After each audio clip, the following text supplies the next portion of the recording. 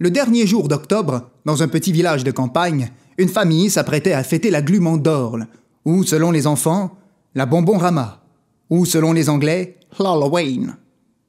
Les enfants portaient leurs costumes et leurs faces d'aventuriers joyeux et surexcités, exemple du style obligatoire requis chez les adeptes du service à la clientèle selon le Code américain du commerce attrayant, CACA, ou tout simplement CACA.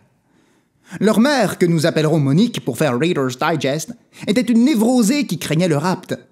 Après tous les enlèvements d'enfants dans le monde, Monique ne pouvait être trop sécuritaire, même à 5 ans l'as de nulle part.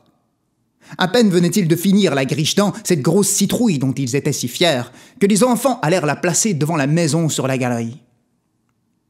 Dès qu'il les eut aperçus avec la courge orange à la face horrible, leur voisin effrayé, M. Igor Vladimir Petrouchkaya, qui ne célébrait plus la Glumand d'Orle depuis 60 ans, se leva brusquement de sa chaise.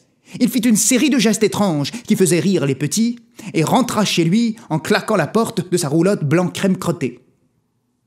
Rémi, l'aîné des 5, avait suivi du coin de l'œil le vieil Igor, caché maintenant derrière le rideau de sa fenêtre. Monsieur Petrouchkaya les épiait en silence, le front plissé comme une vieille prune, les yeux malicieux enfouis sous ses paupières étroites.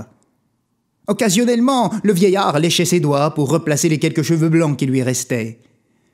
Quand les enfants partirent avec leur mère pour bonbonronner le quartier, Monsieur Petrouchkaya sortit de sa roulotte et la déplaça d'au moins 40 mètres plus loin. Il savait, lui, ce qui allait se produire.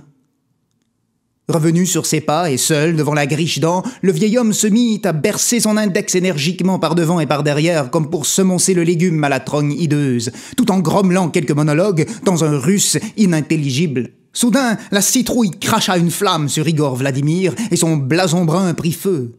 Il se roula aussitôt sur le sol pour l'éteindre. Puis, après s'être dirigé chez lui en injuriant, il se changea et s'assit nerveusement dans son fauteuil devant sa roulotte. Il fixa son regard triste sur l'autre côté du chemin. Monsieur Petrouchkaya avait les larmes aux yeux, car il savait qu'il ne pouvait rien. La griche-dent de Glumand d'Orle était de retour.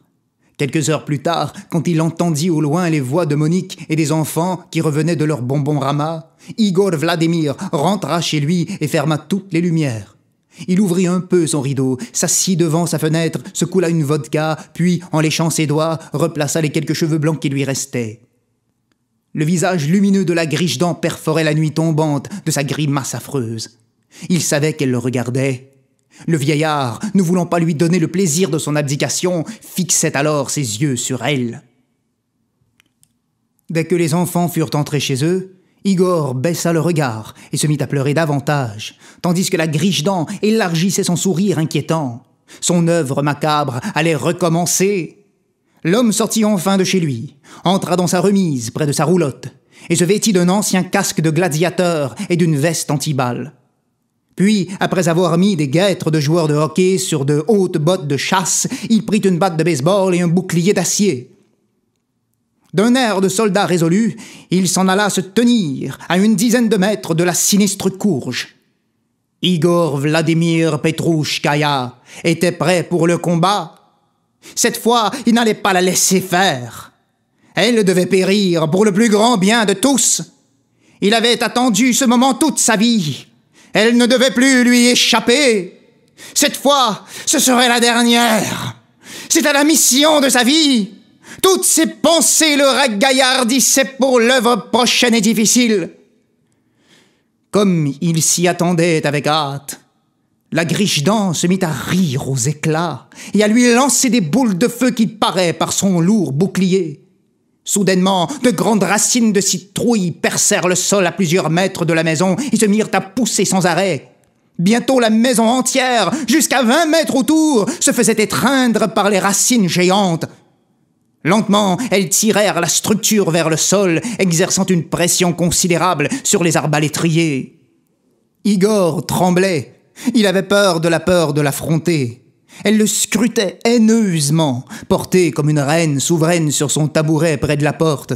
« C'est maintenant ou jamais !» se disait M. Petrouchkaya. « La vie des enfants, de Monique et de tout le quartier en dépend !» Prenant son courage par le col, il lâcha un cri de guerre, comme celui d'un vieillard à l'agonie, et il chargea...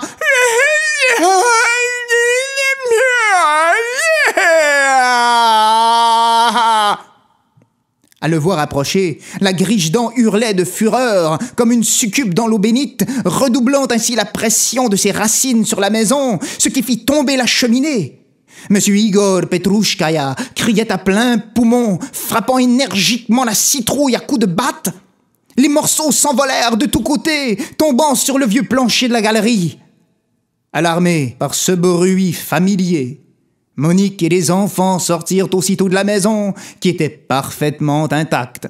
Rémi, fort déçu, dit à son grand-père d'une voix blasée: « Ah, grand-papa, pour l'amour du ciel, pas encore cette année. Arrête d'éclater nos Grigedan avec ta batte de baseball, rentre dans ta roulotte là, puis va te coucher. » Alors, le beau-père de Monique, Monsieur Igor Vladimir Petrouchkaya, douloureusement humilié par son illumination annuelle causée par sa haine de la glu Mandorle, s'en retourna dans sa remise pour y replacer son attirail de combat.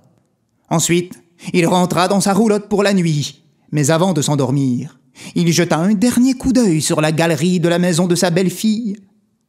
Et il vit la Grigedan qui était réapparue et qui lui souriait encore. Cette année-là, les enfants en avaient préparé une deuxième.